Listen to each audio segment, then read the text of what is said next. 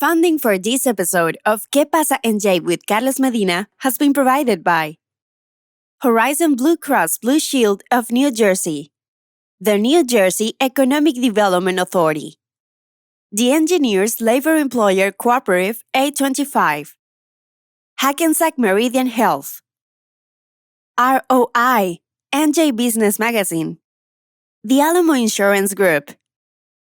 Hola familia, welcome to this month's episode of Qué Pasa. This month, we're lucky to have Marco Gonzalez, attorney at law, Sandra and Diana Gonzalez-Morett, who went from dementia caretakers to filmmakers, and Aixa Lopez, professional engineer and vice president of operations for the statewide Hispanic Chamber of Commerce of New Jersey. Again, ladies and gentlemen, ¿Qué pasa?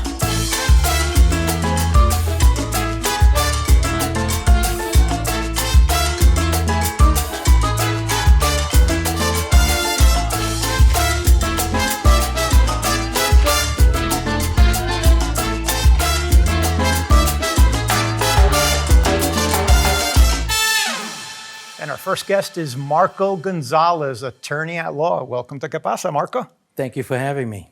Tell me a little bit about your family's journey to the tri-state area. Well, I was the first born here in the States. My father's from Cuba, my mother's from Puerto Rico, and they met at a church dance in a basement cafeteria in the late 50s, and I was born in the early 60s, the first to be born here in this country. Awesome, awesome. Now, you served in the Marines and you worked at Lockheed Martin, working on their stealth fighter project. Yes. Tell me about how some of those experiences shaped your legal career and even got you interested in a legal career. Well, it started really, and as a child, my parents enrolled me in scouting. So I was a Cub Scout and then a Boy Scout, and I earned the Aviation Merit Badge. And that interested me because growing up in the South Bronx, where the projects where I lived, LaGuardia was a flight path. So I would see the planes coming down, and I always wondered, how did these things fly? And that led me to the Aviation Merit Badge, Aviation High School, and then the Marine Corps. And after active duty, I was recruited by my old high school to interview with Lockheed. At that time, I didn't know what the project was, but it was a top secret project, and it turned out to be the F-117A Nighthawk, the world's first stealth aircraft. So tell me how scouting had an influence growing up. I know you grew up in the Bronx, in a pretty rough neighborhood. I grew up in the Mitchell Projects, Okay. right over 138th Street and Willis Avenue. Tough neighborhood at the time, still a tough neighborhood. My parents enrolled me in St. Jerome's Elementary School, a Catholic school, so that kept me bonded, right, with my faith. And then scouting gave me the values and implementing those values in the leadership program. Scouting is the same thing. I'm involved now as an assistant scoutmaster in my local troop and as a board member with the Patriots Path Council, which is Northwest Jersey and Central New Jersey. So not only did scouting help make me who I am today, but I'm trying to pass that forward to our youth today as well. Tell me, I know your law practice, you focus a lot in the Caribbean and in Cuba, which is very complicated to do work in Cuba. How long have you been doing work in the Caribbean? And tell me what the state of that... It started with doing work in Puerto Rico Okay. in the 90s, late 90s. Started doing work for the Puerto Rico Electric Power Authority and other companies down there. And then that led me to do a lot of work with regards to trade and sanctions laws, and that's how Cuba got involved. Some of my clients asked about what they could do, what they couldn't do at the time with regards to the Cuban asset control regulations, which dictate what type of trade you could do with Cuba under the embargo. And so that led me to do a lot of that work. Things have changed in the last few years. There was a period there where there was more trade, more allowances to go back and forth. But since the pandemic hit, there hasn't been a change in those regulations. The pandemic really hit Cuba hard, as you probably know. And so we're in this waiting period to see if the political climate changes so that there could be more interaction with the Cuban people. Nice, nice. Tell me, if somebody were to ask some of our viewers, and I do get asked this quite often, I want to go to Cuba. What are the, give me the elevator pitch on why you can and cannot go. There's ways to do that under the regulations. I advise that your viewers seek counsel to make sure they're not going in violation of those regs. There are people that go through other cities in Latin America and passports are not stamped, but that's not compliant with federal regulations. So there are humanitarian reasons to go down there for educational purposes, academic. There's a list of exceptions to travel down there and the requirements for them. You could find those in the Office of Foreign Asset Control's Cuba webpage, which you could find, and you could Google that, and you could get some basic information. But for more specific stuff, you should probably talk to your attorney. So if I want to go just for a week vacation, that's prohibited today? Correct. Okay. So as somebody who advises many businesses, what will you tell our business viewers?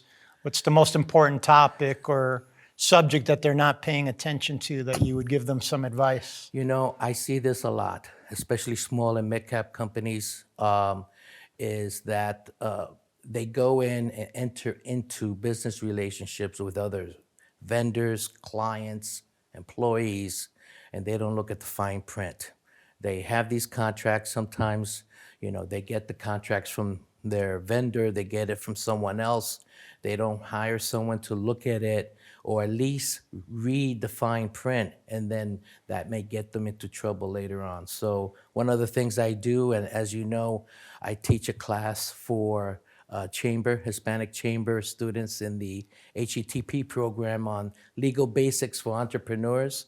And so one of the things I do is, give them some tips on what to do when they have a contract, when they enter into a business relationship. And for goodness sakes, don't enter into a business relationship without some form of writing, some form of agreement that dictates what are the rights and obligations of each of the parties. That's probably my biggest advice. Can you tell our viewers what HETP stands for? Hispanic Entrepreneurship Training Program. Excellent. Run by the statewide Hispanic Chamber of Commerce in New Jersey. Excellent program. That's for free, right? They have to qualify. Viewers, business people they have to have an existing business. They go in and they go through several weeks training by professionals in the various areas: legal, insurance, marketing, business development, and they are taught a lot of the skills that are necessary to set up a business plan, right? To set up, what their budgets are going to be, profit and loss statements, accounting, all of the essential things that a small business person needs in order to succeed. And so the HATP program that the Hispanic Chamber runs is an excellent program because it provides these essential tools to the chamber members and those who graduate from the program so that they can succeed and take their business to the next level. That's great. That's great. We'll put some information on the screen for our viewers. But Marco, thank you. It's been a pleasure. Thank you for having me. And up next, we have Sandra and Diana Gonzalez-Morett, who went from dementia caretakers to filmmakers.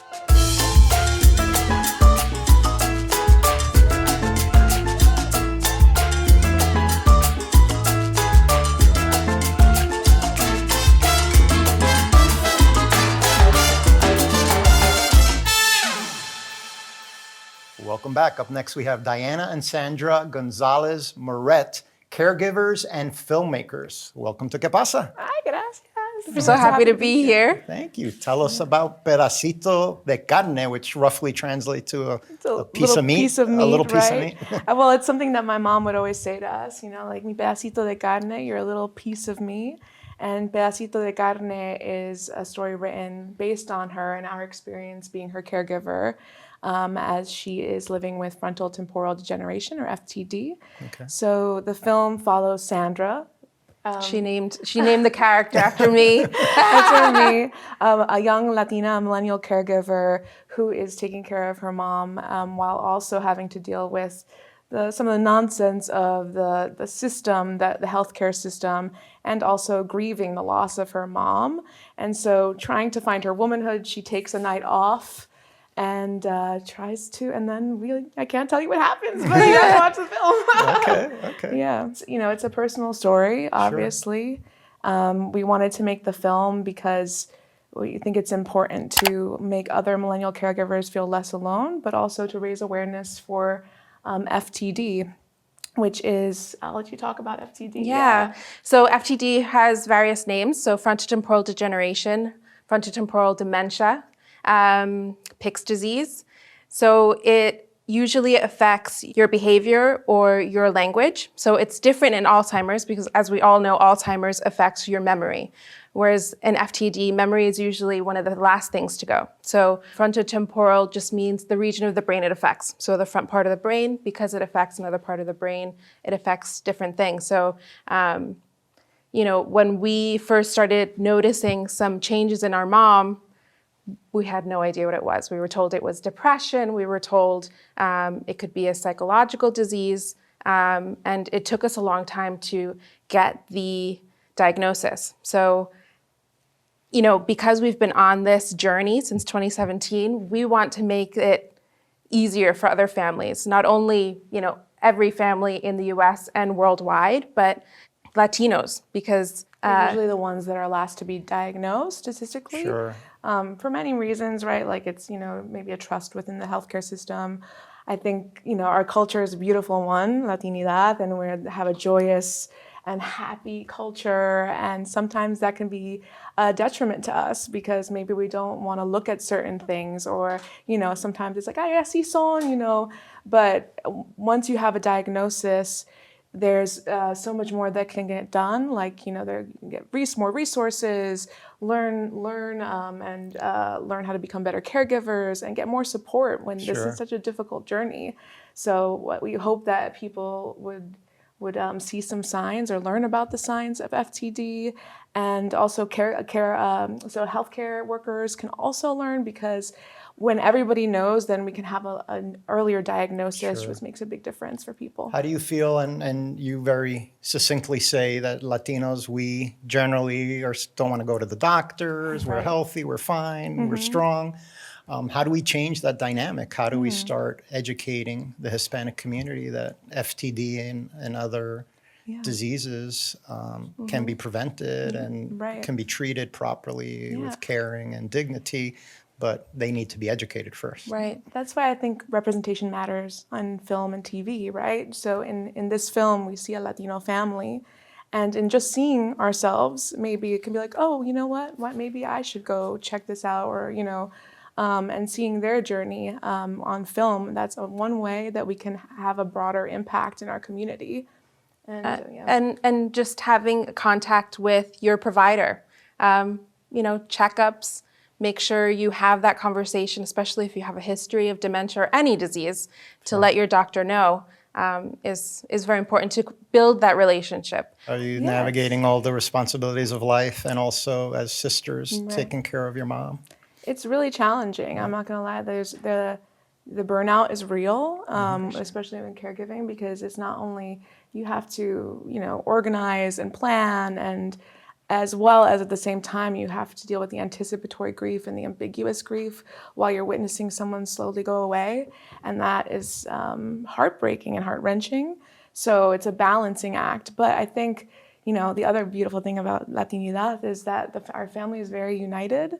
And we come together and we work together in that way to make sure that we can be there. And also asking for help, right? Like, the AFTD has been an amazing organization that has helped us a lot through learning more, to finding other supports, to support groups, things like that help kind of find your people, that make you feel less alone, which is another reason why we made this film, is for people to feel less alone. What inspired the film was I had just graduated from an acting program, and I was about to start my life, and it was amazing. I felt like I was on top of the world. And then I got the call of my mom's diagnosis. And at that point, my mom was my best friend. We talked on the phone all the time, and all of a sudden she would hang up on me just randomly. I was like, what did I do, right? Like, I'm like, I haven't done anything wrong. Like, why is she not responding that way? And then when we got the diagnosis, we kind of had to make a choice, right? Like, do I pursue my career, or do I become a caregiver and have to let go of that? And I fell into a depression and anxiety, and I was completely lost until I had a dream. And I saw my mom in the clouds, and we were having tea, and she was looking amazing. And then she told me to follow my dreams and to always know that I loved her no matter what. And then the next morning, I called her up and said, hi, Mommy, I had a dream with you. And she goes, I know. I was like, what? And she's like, we were in the clouds, and we were having tea, and I told you that I love you and to follow your dreams. And Sandra can attest. Yeah, I was there. She was there. I had not mentioned anything about the dream. Wow. And I think that connection and that bond between, el amor eterno, that is so important to help you through this process, because that hope is what gets you in the day. Because it's like, I know that no matter what happens, this is the cruelest disease that, right? 60 Minutes has called it the cruelest disease you've never heard of. That hope and that love is what keeps you going. So in the film, we really want to highlight that FTD is a diagnosis, but it's not the end. Because there's so much room for adventure and love and joy, and that we can't just push our loved ones with dementia, with any dementia, to the side. We have to include them in part of our community. Sure. And know that it's not the end. What advice would you give to other families dealing with loved ones, dealing with issues similar or the same as FTD? Oh man, breathe. You're not alone, first of all. And take one step at a time. I think, Sandra, you actually the one who told me this, was like sometimes you're going to feel like you're juggling a lot, and some of the balls that you're juggling are glass, and some of them are made out of rubber, and sometimes you just have to focus on the glass ones and let the other ones just go aside. And also to take care of yourselves too. Mental health is really important in it, and I think caregivers are very isolated. So making sure that you reach out to someone, but also know when you need to be left alone too. Being a caregiver is, you have to be a detective, a doctor, a nurse, just so many different things at the same time. You always have to think two steps ahead. Yeah, just being a caregiver is a universal thing, but I get the sense that it's just become that much harder. Mm-hmm. Thank you so much for coming and sharing your story, and congratulations on the movie, and keep plowing ahead, as they said. Thank you so very much. Thank you so much for having us. And up next, we have Aixa Lopez, professional engineer and vice president of operations for the statewide Hispanic Chamber of Commerce.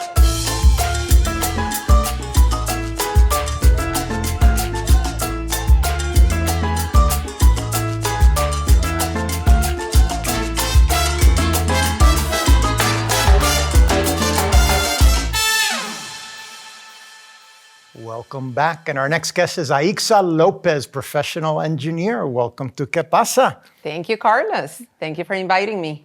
So you're a professional engineer originally from Puerto Rico. I am. Tell me a little bit. I know your career, you started at Johnson & Johnson. Tell me what got you into engineering in college, and tell me about your career start at Johnson & Johnson. All right. I always liked math and fixing things, right?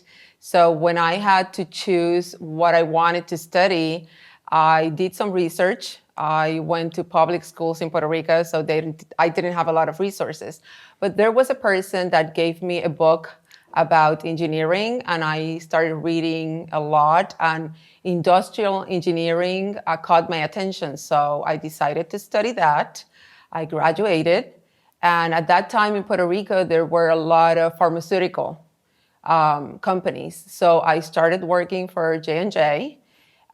They hired me to be a third shift production supervisor and technology transfer engineer. So I was 21 years old, and I was supervising 75 people that doubled my age. So it was a great experience. I learned a lot. I was guided a lot, and I cried a lot. But I learned about the skills that an engineer has to have to solve problems and survive, right? Innovation and creativity, problem solving, all of the above. So I loved it. Tell me how it was for a woman in that industry, which is male dominated. Probably of your 200 employees, how many were men and how many were women? I only had 3 women. Wow. It was my secretary and 2 more administrative assistants. It was tough because they weren't expecting a woman and they weren't expecting a non-civil engineer and someone that young, especially a non-political person. So it was a shock for them, but it was a shock for me too. I was brought to the building and there was a sea of men waiting for me. And I was dressing like this. Mm-hmm. So it was a shock for everyone. It's just like, okay, what am I gonna do here? But little by little, what I decided to do was to allow them to see my vulnerability, but also to let them know that I was there to help them, right? So, working in a male-dominated industry is all about working together and allowing men to understand that you're there to work with them, not against them. And then you moved to New Jersey. And then I moved to New Jersey. I moved to New Jersey because my husband is also an engineer. We got to New Jersey and the next journey started. And then getting involved with the Hispanic Chamber of Commerce. Yep. But you're now our Vice President of Operations. I am the Vice President of Operations, doing what I do. Yep. Putting people to work and strategizing, trying to implement processes that make sense, that make the organization leaner and more productive. And I love it. Tell me what you love about it. Tell me about what the positive that the Chamber does and how do they impact lives, the Chamber? The Chamber is an amazing organization. Not only help people like me connect with other Hispanics in the state, but I think the Chamber has grown into being more than that. It's a platform and a space for people, entrepreneurs in the Hispanic community, to get to know each other, but also to connect with non-Hispanic, especially corporations that want to connect with the Hispanic community. Plus, it provides these programs that allow the entrepreneurs to learn and grow and explore other areas of their businesses that they may not have thought of and that impact the revenue and the operations and the financial well-being of the company. So the Chamber embraces all that and put it together in a box for everyone in the community. You were recognized by NJ Biz as a top 50 woman in business. Yeah. You've been able to speak at NYU at one of their big STEM conferences. So you're obviously a role model. As a role model, what will you tell some of our viewers who are embarking on their career? There's going to be always challenge. Yeah, challenges because you're a woman, challenges because you're a minority, challenges because we live in a world that is difficult, right? And those challenges sometimes transform, but they don't end. But I always tell people, don't let that discourage you. And don't let those challenges make you forget your skills and what you can contribute and your purpose.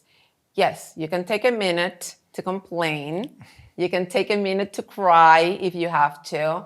But at the end of the day, you need to go back to the roots of why you're doing what you're doing.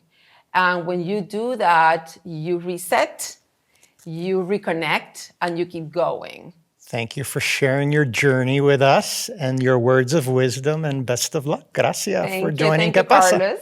Thank you, Qué Pasa. And here I am to keep working and serving. Thank you so much, Aixa. Ladies and gentlemen, that's a wrap. This was an amazing episode. You heard from Marco Gonzalez, you heard from Aixa, and you heard the touching story of Diana and Sandra. My family has dealt with this disease. Dementia and Alzheimer's is a very difficult disease, but it's great to see somebody surviving, thriving, using film as a media to heal. Ladies and gentlemen, thank you. That's a wrap, and see you next month. Funding for this episode of Qué Pasa en Jay with Carlos Medina has been provided by Horizon Blue Cross Blue Shield of New Jersey, the New Jersey Economic Development Authority, the Engineers Labor Employer Cooperative A25, Hackensack Meridian Health, ROI, NJ Business Magazine, the Alamo Insurance Group. Thanks to the statewide Hispanic Chamber of Commerce of New Jersey. Find out more about our familia at shccnj.org. This has been a production of the Modesto Educational Foundation.